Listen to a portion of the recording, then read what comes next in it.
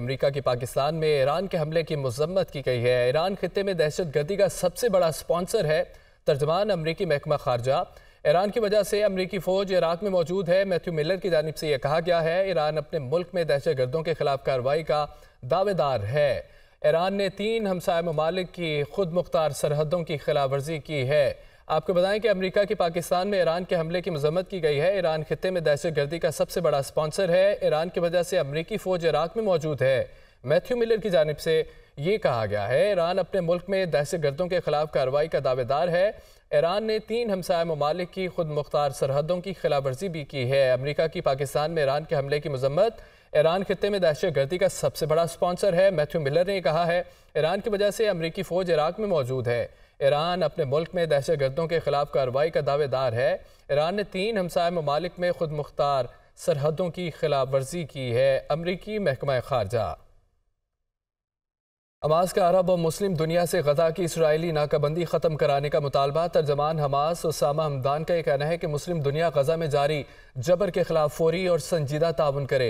इस्लामी ताउन तंजीम और अरब लीग फ़लस्तीनियों के लिए अपना असर व रसूख इस्तेमाल करे। हमास का अरब और मुस्लिम दुनिया से गजा की इसराइली नाकाबंदी ख़त्म कराने का मुतालबा। तर्जमान हमास उसामा हमदान का ये कहना है कि मुस्लिम दुनिया गजा में जारी जबर के खिलाफ फौरी और संजीदा ताउन करे। इस्लामी ताउन तंजीम और अरब मीडिया फ़लस्तीनियों के लिए अपना असर व रसूख इस्तेमाल करे।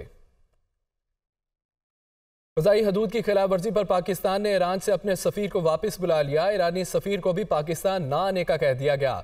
ईरान के साथ तमाम आला सतह दौरों को भी मुअत्तल करने का फैसला किया गया है। दफ्तर खारजा का यह कहना है, पाकिस्तान इस गैर कानूनी इकदाम का जवाब देने का हक महफूज रखता है।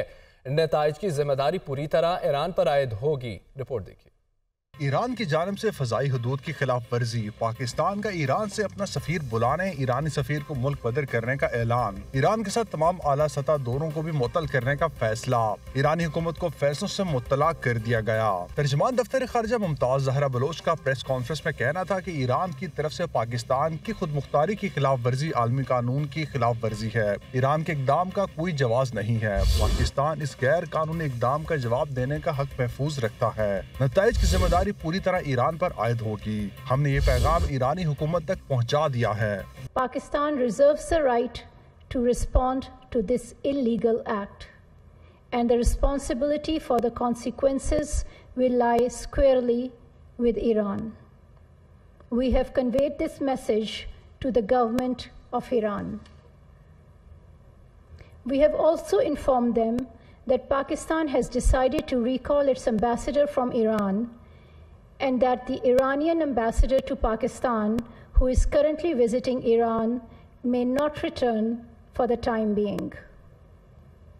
We have also decided to suspend all high-level visits which were ongoing or were planned between Pakistan and Iran in the coming days. वज़ारत खारजा के मुताबिक पाकिस्तानी फ़िज़ाई हुदूद में ईरानी हमले के नतीजे में 2 मासूम बच्चे जाँ बहक और 3 बच्चियां जख्मी हुई थीं। दफ्तर खारजा ने वाक़े की शदीद मज़म्मत करते हुए ईरानी नाज़िमुल अमूर को वज़ारत खारजा में तलब करके एहतजाज भी रिकॉर्ड करवाया। तर्जमान दफ्तर खारजा के मुताबिक ये बात इंतहाई तशवीशनाक है कि गैर कानूनी अमल पाकिस्तान और ईरान के दरमियान राब्ते के मुतअद्दिद चैनल्स के मौजूद होने के बावजूद हुआ। एक तरफा कार्रवाइयाँ दो तरफा एतमाद को शदीद नुकसान पहुँचा सकती हैं। पाकिस्तान की खुद मुख्तारी की ये खिलाफ वर्जी मुकम्मल तौर पर नाकाबिले कबूल है और इसके संगीन नताइज निकल सकते हैं। साबिक सदर आसिफ अली जरदारी का कहना है कि हम कारकुनों की ख्वाहिशों पर चलते हैं। बिलावल भुट्टो को पंजाब में जितवाकर वज़ीर आज़म बनाएंगे। लाहौर में NA-127 में इंतखाबी दफ्तर के इफ्तिताह के मौका पर खिताब में उन्होंने कहा कि जेलों में रहने का शौक नहीं, वर्कर्स के लिए मजबूर हूँ। हमारा सफ़र लंबा है, 40 साल से सियासत कर रहे हैं। आज भी सारी पार्टी पंजाब की हमारे साथ है। अलहम्दुलिल्लाह हम बिलावल को यहाँ से जितवा के MNA बनवाएंगे और उसको प्राइम मिनिस्टर बनाएंगे।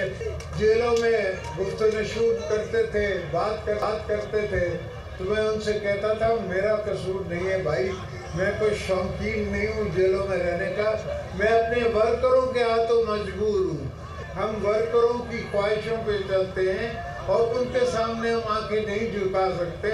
उनको, अपने मोहल्ले वालों को, अपनी बहनों को, अपने दोस्तों को, सबको कहना होता है कि हमारा लीडर जेलों में है, हमारा लीडर चल रहा है, वो नहीं लड़ेगा, वो नहीं झुकेगा, नहीं हटेगा। दोस्तों, हमारा सफ़र बड़ा लंबा है। 40 साल से हम सियासत कर रहे हैं और उससे पहले से पार्टी की सियासत कर रहे हैं।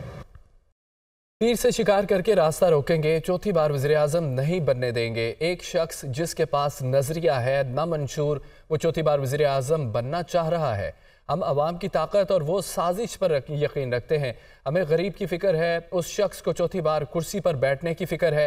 Chairman Peoples Party Bilal Bhutto ने मुखालफिन पर लफ्जी तीर चला दिए। बदीन में जलसे से खिताब करते हुए उनका कहना था कि इंतखाबात में तीर का मुकाबला शेर से होगा। अवाम तीर पर ठप्पा लगाकर पीपल्स पार्टी को जितवाएं। अवाम का नुमाइंदा बनूंगा, अवामी राज पर यकीन रखते हैं।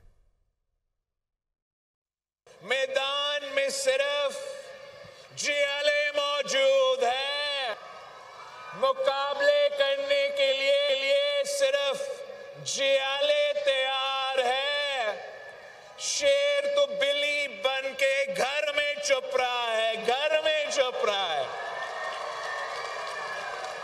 खुद शिकार करने के लिए तैयार ही नहीं है। ये किस किस्म का शेर है जो घर में छुप के कहता है, जो डर के मारे घर में छुप के कहता है कि कोई और शिकार करे मेरे मुखालिफ का, कोई और बंदोबस्त करे मेरे मुखालिफ का, मेरे ऑपोजिशन को आउट ही कर दे, फिर ये शेर बाहर शायद निकल जाए। ये किस किस्म का शेर है?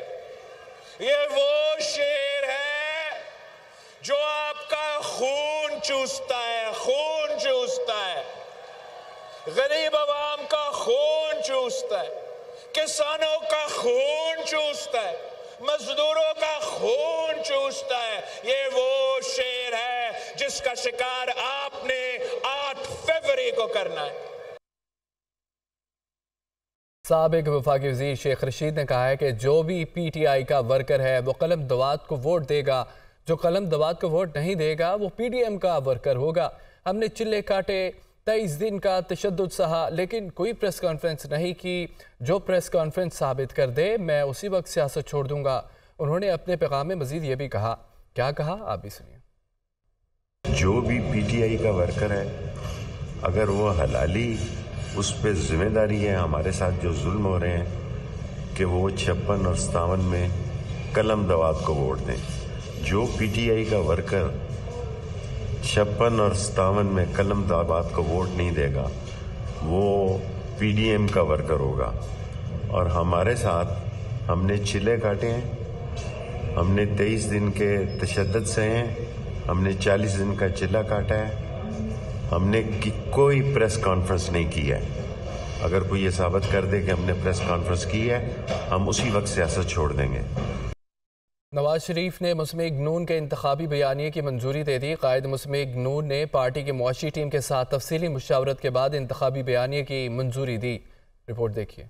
पाकिस्तान को नवाज दो, मुस्लिम लीग नून के इंतखाबी बयानी का बुनियादी नारा। वोट को इज्जत दो और शेर को वोट दो को भी इंतखाबी बयानिए का हिस्सा बनाया जाएगा। कायद नून लीग ने पार्टी के इंतखाबी बयानिए की बाकायदा मंजूरी दे दी। पार्टी जराये के मुताबिक नवाज शरीफ के इंतखाबी मुहिम में अब तक ना उतरने की वजह भी सामने आ गई। नवाज शरीफ जमीनी हकाइक के मुताबिक मईशत बहाली का रोड मैप लेकर इंतखाबी मुहिम में उतरना चाहते थे। पार्टी के मईशत बहाली के रोड मैप की मंजूरी के बाद पार्टी भरपूर इंतखाबी मुहिम के लिए मुकम्मल तैयार। नवाज शरीफ हाफिजाबाद जलसे में पार्टी के इंतखाबी बयानी के निकात के साथ इंतखाबी मुहिम का आगाज करेंगे। मरियम नवाज भी नवाज शरीफ के हमरा जाएंगी। पार्टी जराये के मुताबिक नवाज शरीफ इंतखाबी बयानी में मुआशी बहाली के रोड मैप का ऐलान करेंगे। पार्टी के इंतखाबी बयानी के 3 बुनियादी निकात होंगे, जिसके मुताबिक इक्तदार मिलने की सूरत में पहले 3 माह में ही अवाम को बिजली और गैस समेत भारी यूटिलिटी बिलों में फौरी रिलीफ दिया जाएगा। मईशत बहाली बहाली में IT और टेलीकॉम सेक्टर्स में अहदाफ तय करके तरजीहात के मुताबिक फौरी नताइज हासिल किए जाएंगे। बीमार और लागर मईशत की बहाली के लिए शॉर्ट टर्म और लॉन्ग टर्म मंसूबों का ऐलान किया जाएगा। नवाज शरीफ के साबिक अदवार के तरक्याती मंसूबों को उजागर किया जाएगा। अवाम के मसाइल के हल के लिए उम्मीद भी जगाई जाएगी। पार्टी ज़राए का कहना है कि PTI दौरे हुकूमत की नाकामियों को भी इंतखाबी बयानी का हिस्सा बनाया जाएगा।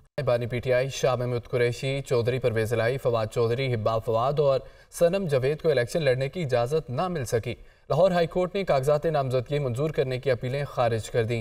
शेख रशीद और उस्मान डार की वालिदा रेहाना डार को इलेक्शन के लिए अहल करार दे दिया गया। लाहौर हाई कोर्ट के जस्टिस अली बाकर नजफी की सरबराही में 3 रुकनी बेंच ने महफूज किए गए फैसले सुना दिए। बेंच ने बानी PTI की NA 122 और NA 89 से कागजात नामजदगी मुस्तरद करने के खिलाफ दरखास्त खारिज कर दी। सजा याफ्ता होने की बुनियाद पर कागजात नामजदगी मुस्तरद करने से मुतल्लिक ट्राइब्यूनल का फैसला दुरुस्त करार दे दिया गया। अदालत ने परवेज इलाही की 7 हलकों से कागजात नामजदगी मुस्तरद करने के खिलाफ अपीलें खारिज कर दी। परवेज इलाही ने NA 64 गुजरात, PP 32, 34, NA 69 मंडी बहाउद्दीन, PP 42, NA 59 तलागंग और PP 23 से कागजात नामजदगी मुस्तरद करने के खिलाफ अपीलें की थीं। शाह महमूद कुरैशी के NA 150, NA 151 और PP 218 से कागजात नामजदगी मंजूर न हो सके। फवाद चौधरी के NA 60 और NA 61 से, जबकि हिबा फवाद के NA 61 और PP 26 से कागजात नामजदगी मुस्तरद कर दिए गए हैं। हल्का NA 129 से हमाद अजहर के कागजात नामजदगी भी मुस्तरद हो गए। अदालत ने सनम जावेद के कागजात नामजदगी भी मंजूर न किए। सनम जावेद ने NA 119, NA 120 और PP 150 से कागजात नामजदगी जमा करवाए थे। दूसरी जानिब NA 56 से शेख रशीद के कागजात नामजदगी की मंजूरी के खिलाफ दरखास्त खारिज कर दी गई और इन्हें इलेक्शन के लिए अहल करार दे दिया गया। साथ ही उस्मान डार की वालिदा रेहाना डार के कागजात नामजदगी भी मंजूर कर लिए गए। रेहाना डार ने NA 71 और PP 46 से कागजात नामजदगी जमा करवा रखे हैं। चीफ इलेक्शन कमिश्नर ने वाजिया किया है कि इंतखाबात अपने मुकर्रर वक्त पर ही होंगे। इंतखाबात के इनेकाद के लिए उनके तमाम इंतजामात मुकम्मल है।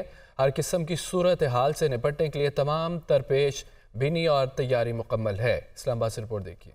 इलेक्शन कमीशन में आम इंतखाबात की तैयारियों से मुतालिक अहम इजलास, सेक्रेटरी दाखिला, सूबाई चीफ सेक्रेटरीज, IG समेत मुख्तलिफ इदारों के आला हुकाम की शिरकत। चीफ इलेक्शन कमिश्नर ने आम इंतखाबात के पुरअमन इनेकाद की अहमियत पर जोर देते हुए वादे किया, इंतखाबात अपने मुकर्रर वक्त पर ही होंगे। सिक्योरिटी हुकाम ने ब्रीफिंग में मुल्क के कुछ हिस्सों में थ्रेट अलर्ट्स का बताया। ताहम हर किस्म की सूरत हाल से निपटने के लिए तमाम तर तैयारी मुकम्मल है। चीफ सेक्रेटरी KP ने बताया, बर्फबारी से मुतासरा अजला में इलेक्शन के दिन तमाम सड़कों को खुला रखने का बंदोबस्त किया जाएगा। पोलिंग स्टेशनों तक आवाम की रसाई को यकीनी बनाया जाएगा। चीफ सेक्रेटरी बलोचिस्तान ने बताया, पुरअमन माहौल के लिए पोलिंग स्टेशन सतह पर अमन कमेटियां कायम की जा रही हैं। चीफ सेक्रेटरी पंजाब ने कहा, इंतखाबी निशानात के अलाटमेंट में तब्दीली से मुतल्लिक वाज़ेह पॉलिसी हिदायत जारी की जाएं। चीफ इलेक्शन कमिश्नर ने बताया, बैलेट पेपर्स की प्रिंटिंग का काम जारी है। इस मौके पर अगर इंतखाबी निशान में तब्दीलियां की गयी तो इन हलकों में इलेक्शन करवाना मुश्किल हो जाएगा। सेक्रेटरी दाखिला ने बताया, इलेक्शन के लिए वफाकी सतह पर कंट्रोल रूम बना दिए गए हैं और वजारत दाखिला तमाम इदारों के साथ राब्ते में है। पाकिस्तान में गैर मुल्की सरमायाकारी में इजाफा रिकॉर्ड किया जा रहा है। 6 माह के दौरान गैर मुल्की सरमायाकारी 35% बढ़ी। दिसंबर में जारी खाते तकरीबन $40 करोड़ सरप्लस रहे। स्टेट बैंक के बॉन्ड्स की नीलामी 50.50% तक कम हुई।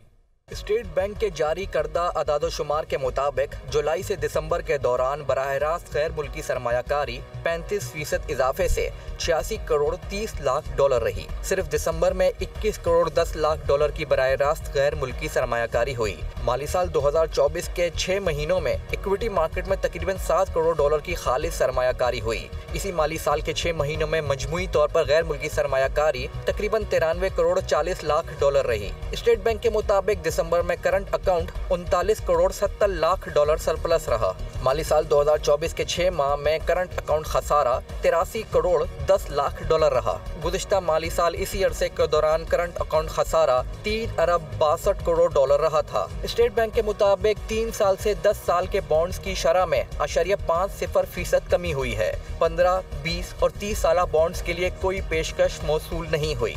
स्टेट बैंक ने बॉन्ड्स की नीलामी से 190 अरब रुपए के हदफ के मुकाबले में 158 अरब रुपए इकट्ठे किए।